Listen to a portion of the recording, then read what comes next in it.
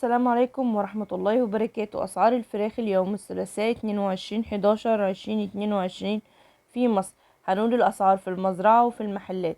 البط البلدي في المزرعة 48، في المحلات 53. البط المولار في المزرعة 29، في المحلات 34. البط الفرنساوي في المزرعة 28، في المحلات 33. أما الديك الرومي الأسود في المزرعة 49، في المحلات 54.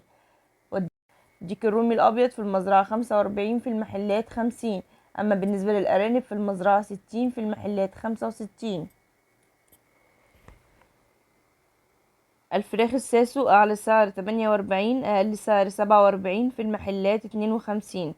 أمهات الساسو في المزرعة 30، في المحلات 35.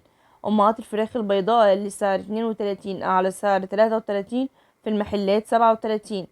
الفراخ البيضاء في المزرعة 34، في المحلات 37.